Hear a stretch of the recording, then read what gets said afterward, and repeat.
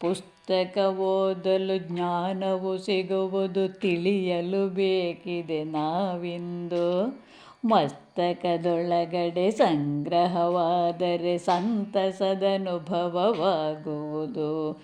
ಜ್ಞಾನಿವರೇಣ್ಯರ ಗ್ರಂಥಗಳಿಂದಲೇ ಕಲಿಯುತ್ತ ಸಾಗಲು ಸಿದ್ಧಿಯಿದೆ.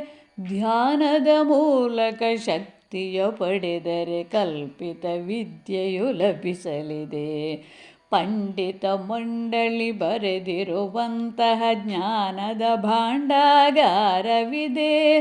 ಮಂಡಿಸಿದಂತಹ ಅನುಭವ ಸಾರದ ಪಾರವೇ ಇಲ್ಲದ ವೇದವಿದೆ.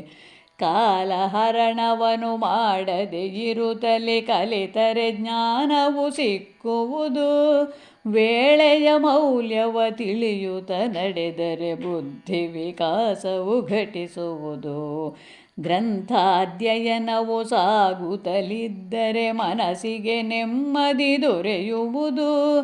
ಚಿಂತನ ಮಂಥನ ಶಕ್ತಿಯು ವೃದ್ಧಿಸಿ ಜೀವನ ಪಾವನವಾಗುವುದು. ಗ್ರಂಥಾಧ್ಯಯನವು ಸಾಗುತ್ತಲಿದ್ದರೆ ಮನಸ್ಸಿಗೆ ನೆಮ್ಮದಿ ದೊರೆಯುವುದು. ಚಿಂತನ ಮಂಥನ ಶಕ್ತಿಯು ವೃದ್ಧಿಸಿ ಜೀವನ ಪಾವನವಾಗುವುದು. ಚಿಂತನ ಮಂಥನ ಶಕ್ತಿಯು ವೃದ್ಧಿಸಿ ಜೀವನ ಪಾವನವಾಗುವುದು. ಜೀವನ ಪಾವನವಾಗುವುದು. ಜೀವನ ಪಾವನವಾಗುವುದು.